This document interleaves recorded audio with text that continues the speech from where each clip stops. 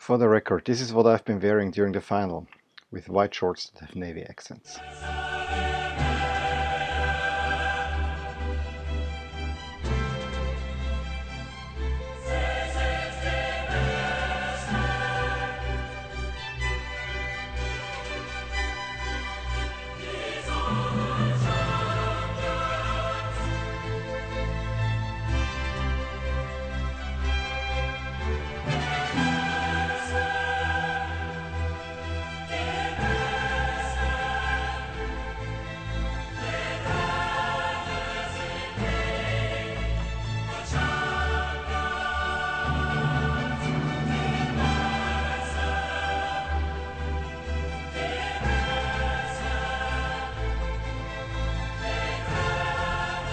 So, Liverpool wins their sixth European Cup / Champions League, and I'm wearing again the same jersey for the review as I did for the preview.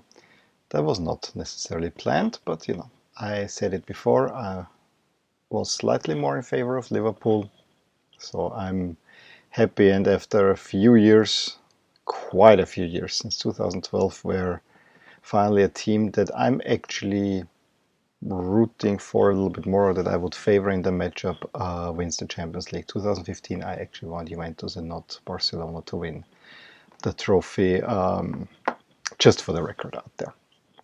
So yeah, I'm somewhat happy. I'm mostly happy for Klopp. I think he really needed that trophy to kind of cement his legacy. I know that Pochettino would need a trophy too. There's no question about it. But I think, given the circumstances, he has already achieved way more than anyone can expect. I mean, they didn't buy anyone. He has playing with the same squad, and they made it to the Champions League final. Yes, they fell a little bit flat in the league, as we saw in the preview, but or during my videos anyway. But overall, it's an amazing coaching job by Pochettino. So both coaches. This was kind of the how to say, a final of some really hot coaches that are more known for philosophy than for winning titles. So at least one finally won a title. Let's run through the notes that I made for the final. To be honest, there is not much to talk about. I mean, I made a lot of notes, 2 pages more or less, but it really was not that great of a final. Actually, quite the opposite. I think this was one of the worst finals, especially at least in this decade, I would say. But I don't have them all now in mind, but it's not one that will be fondly remembered, except you're a Liverpool fan. That's what I would say. The first big news was that Harry Kane was playing, which I thought was a big, maybe even slightly unnecessary risk. I'm moving a little bit to sit more comfy. Yes, the Liverpool shirt is now, but you have Liverpool here. Which was a big risk. First of all, we all know about Diego Costa. In 2014, when he similarly was injured and then had to be taken off after 10 minutes, which caused probably a vital substitution to Atletico Madrid. So I also thought that I honestly would have trusted that this will be a tight final. I mean, we all knew with a 3 weeks break, it was not gonna be the high-end game that we were used to, and the probably play a little bit on the cards of Spurs, and I would have probably trusted that we can keep the game tight, put Kane on somewhere around the 60th minute, and if you're still in the game at that point, or you're close, you might get a chance, and you might even you have a secure take shooter in the penalty shootout. He played the full 90 minutes. I'm not sure if Kane would have lasted the full 120. He was not really in the game. You could see that he has been out for a considerable amount of time. Pre-game, what shall I say? I'm happy that it's a rock band that was performing. I don't know too much about Imagine Dragons, but from what I hear from my rock news, they are probably the most hated rock band at the moment because they get all the big hits and people say all their songs more or less sound the same.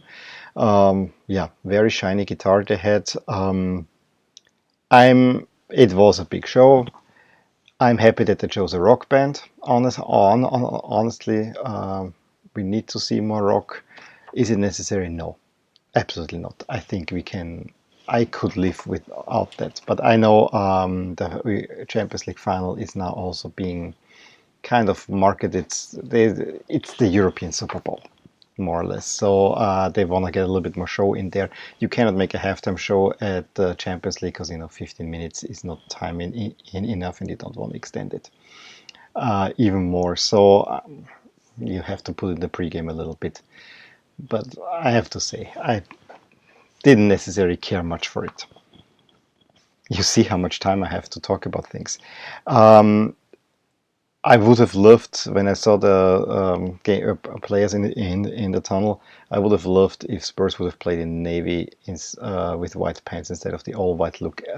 Without the gradient, I actually think they should have released a European jersey, purely European jersey without the gradient. Let them play in all white. It would look really good. This with the gradient, it just looks awful, honestly. And the interesting thing is the Spurs lineup. It's the same as they had in the second half against Liverpool in March, where they actually gave Liverpool some trouble. But of course, this was when Harry Kane was still fit, so this didn't happen this time. Liverpool best lineup, yes. Wijnaldum's played for Milner, but I actually kind of expected that, given that Milner came more off the bench than before. And then another note was I was really looking. I wanted to wear a shirt that's kind of neutral, but has something to do with the two teams. Yes, an England shirt. I know if I have a white shirt, it's more Spurs. If I have a red shirt, it's more Liverpool. That's why I put the red shirt with the white pants, so kind of even it out. I realized, yeah, both teams have Brazilians, so that would be the other thing.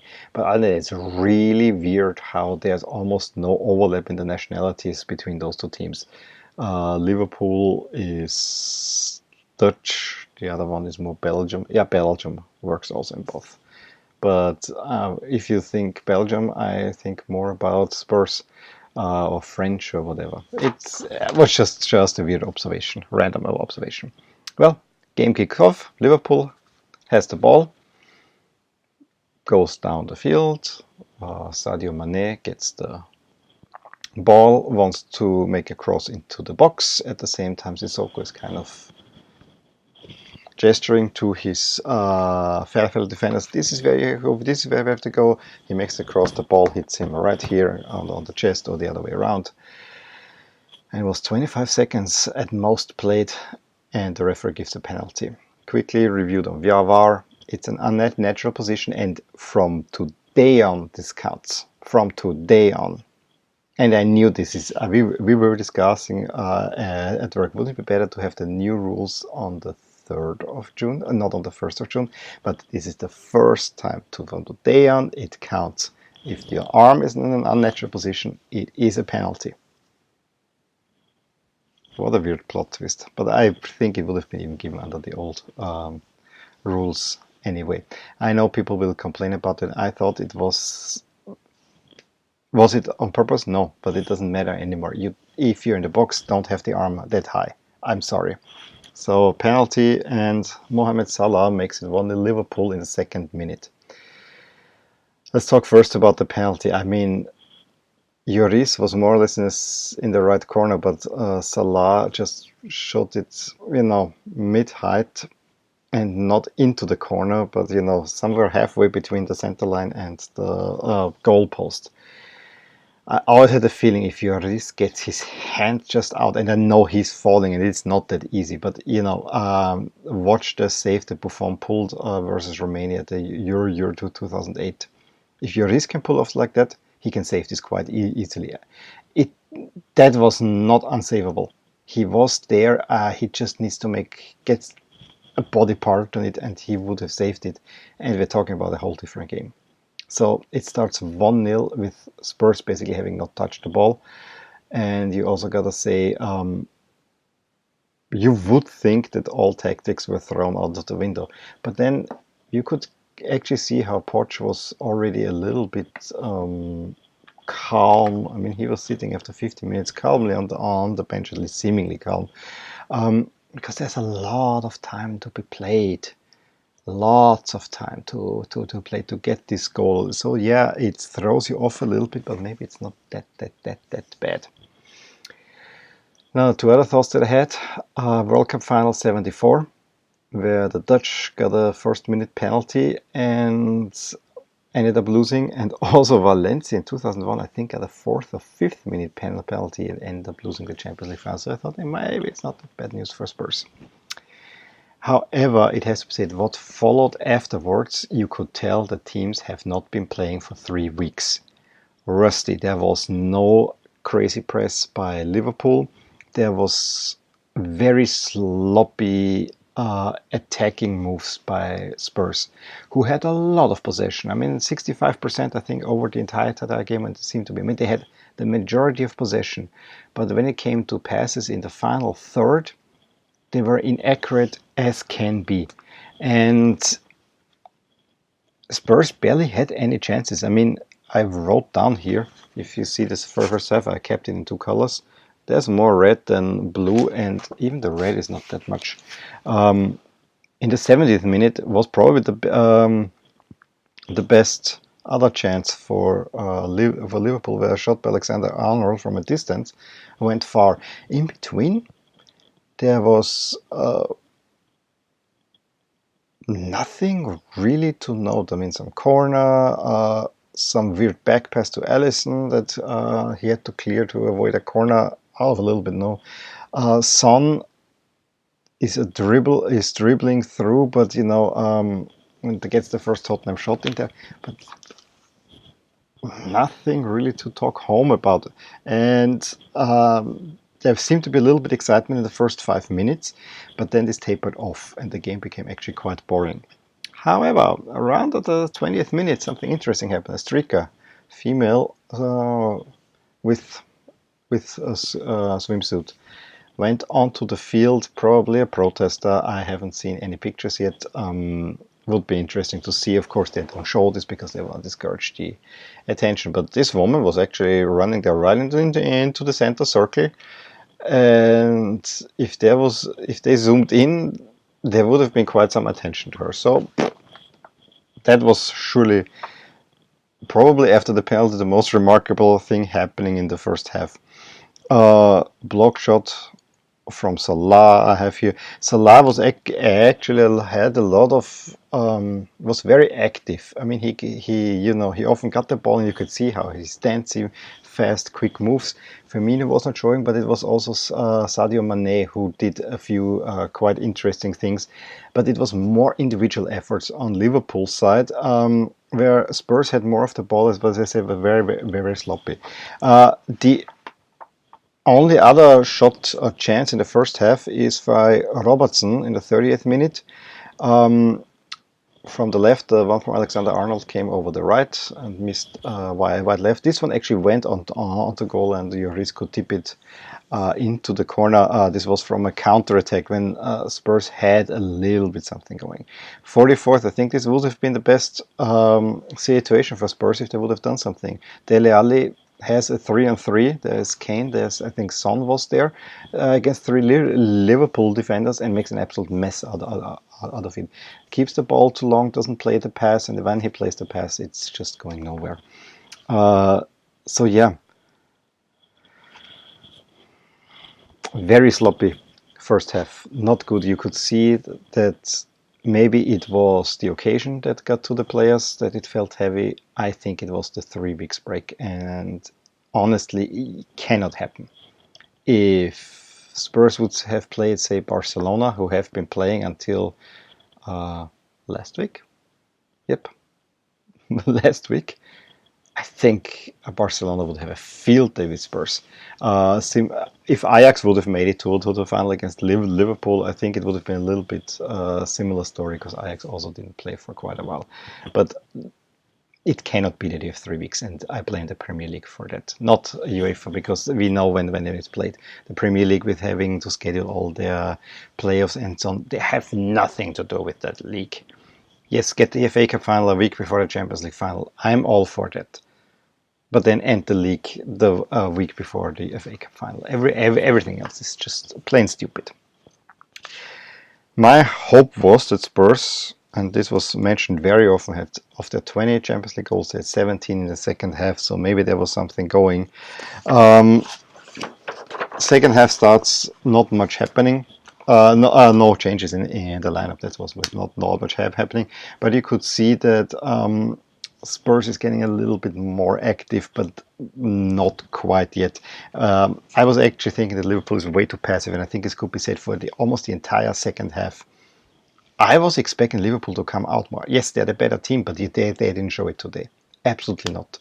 They're not their friendly press. It was actually more slow, and then if the ball gets out of midfield via Alexander-Arnold or Robertson, give it either to Salah or Mane, and then let their individual brilliance shine through. Let's see what did I write.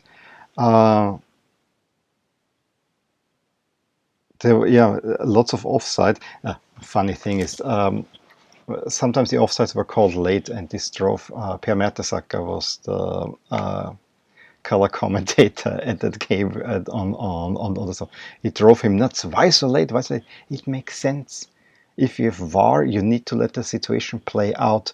Then pull up the offside flag. Then, if you think it's iffy, look at it again. We have to get used to this. This is gonna be, and it is smarter to do it. I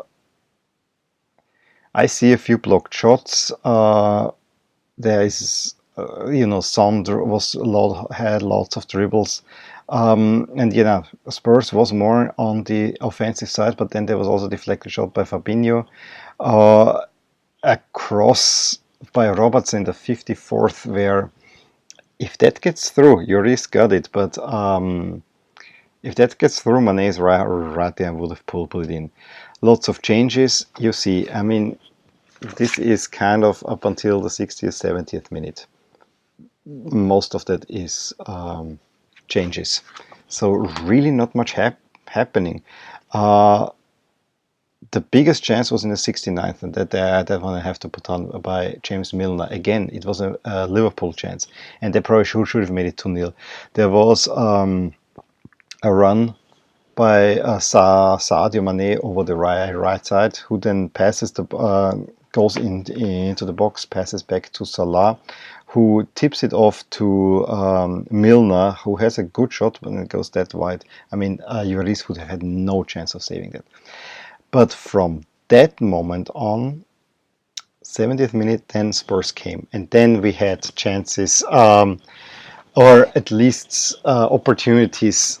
Almost every minute there was something happening, but it was dangerous, but it was never that connecting as much as I would like to have. Let's see. There was even once a counter there where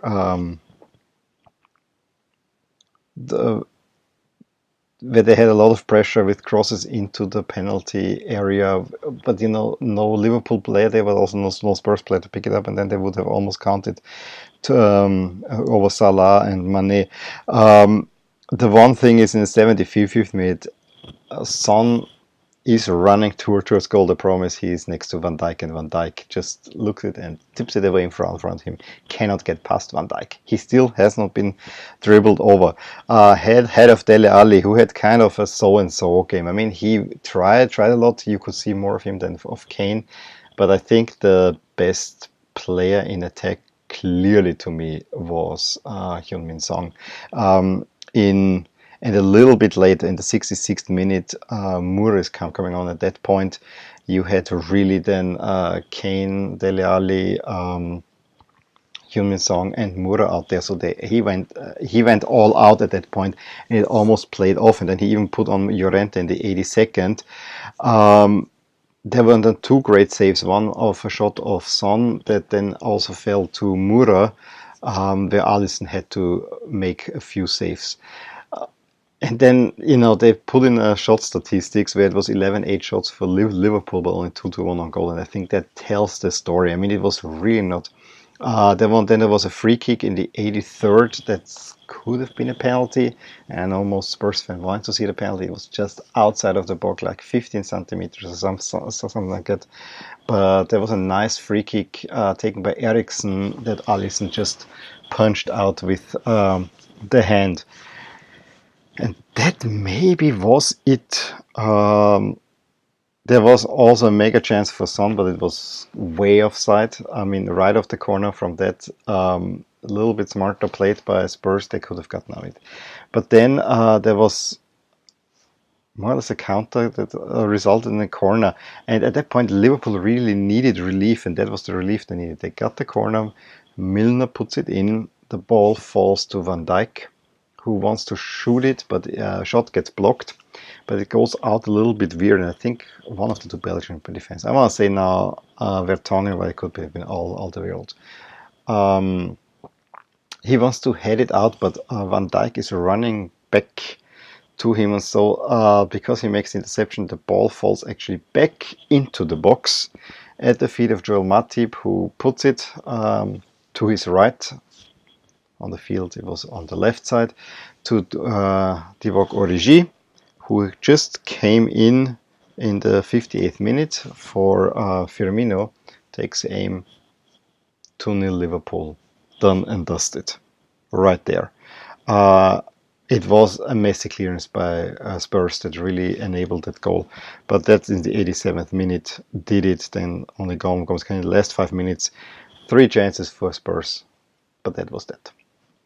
And so the Champions League goes, as I said, for the 6th time to Liverpool. Few thoughts on that fact. First of all, the trophy ceremony was a little bit better than the one they had for the Europa League final, where they had actually two stages here. They made it all in one stage, and yes, Henderson got the trophy, had to walk over. I was thinking could have been a better way. I still like it when they give the trophy like up on the stands, and then someone gets the trophy lifted up and gives it to his teammate. Yes, now that they want to celebrate with all the teammates on the field, but it looks kind of weird. The trophy's handed over, and then you walk, and then rah, lift it up. But maybe it gives the better pictures. I mean, the worst pictures that you can have is if the people who handed over the trophy are then in your celebration picture. Watch World Cup Final 2010 when Zuma and Sepp Blatter are leaving the scene at the same time as Casillas is lifting the World Cup trophy, and many like those in the Champions League. But now I'm happy that Liverpool finally won this one, because now it's not the last one. It's the godforsaken final, 2005 final. Now this generation is there. No one is hopefully not talking that much about it again, although the way that game was. Anyway, 6. Liverpool takes now sole possession of 3rd place. They were level with Bayern and Barcelona, and Liverpool joins one of those group of teams that don't win much in the in the own championship, but are great in Europe. I count Milan among those. For sure. I wanna actually give recent form, not overall form, but the recent form. The Real Madrid, Barcelona is dominating lead, but Real Madrid is winning the Champions Leagues as of late.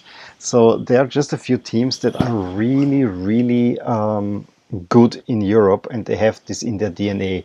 And I would still think that the 3 teams that are now in the lead, Real Madrid, which has a huge lead over Milan, and Liverpool, those are 3 teams that have the Champions League in their DNA. Maybe a little bit Bayern, but not really, because they're losing many finals. I really think those are the 3 truly royal Champions League teams.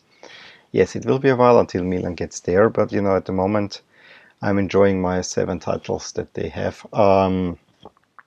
There was a time when I thought that Milan can overtake and get sole first place after they won their 5th in 94, because at that point it was 6 Real Madrid, 5 Milan.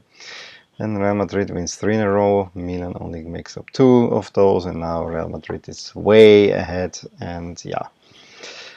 Milan is still in second. Milan will come back at some point. I'm pretty sure. As I said, it's in their DNA. But Liverpool now with 6, I think they deserve that. For a short while, I thought they got their six titles faster than Milan. Nope, not by 2 years. Milan 63 and 2003, which is for 40 years. Milan and Liverpool in 77 and now to 2019, which is 42 years, which I could have computed because it's exactly my age. Okay. I think that's all I have to say about the final. Said more about this final than it actually would deserve. Let me know your thoughts on it. I have to say, the one thing I have to say, in the second half, Spurs played better, had more of the ball. They didn't get really shots or that many big chances, but I really thought it would have been nice to see this go to overtime because of the effort that Spurs put in there. But Liverpool could... 2 minutes earlier, I thought, if Liverpool now scores a goal out of nowhere, that kills it off, and that's exactly what happened. So yeah, I was not that far off with my prediction. I said 3-1 Liverpool, now it's 2-0. I had the 2 goals difference. So there you go. Anyway, I'm ready to turn the page on the club season. I want to go national teams. I might make 1, maximum 2 more videos on the club season, but then all this comes down and we'll put national team shirts on there. I'm really looking forward now. The summer we'll have national teams. I need that. I'm a little bit tired of club season, although I was excited for the European finals. They were not all that great overall, and it's down to the 3 weeks break. I'm very happy for Jurgen Klopp. He finally has his trophy, and you saw he was the first one to get his medal. That was, I thought, was funny. Again, let me know what you thought about this final. Drop a comment below. Give me a thumbs up if you enjoyed this video. Subscribe to my channel if you want to see more, and I'll talk to you soon. Bye. Hey there. I really hope you enjoyed this video. And if you did, here are some videos and playlists that might be of interest to you too. Also, please consider subscribing to my channel, as it will give you all the updates on my channel, all things My Soccer Universe. And with that, I want to wish you a wonderful day.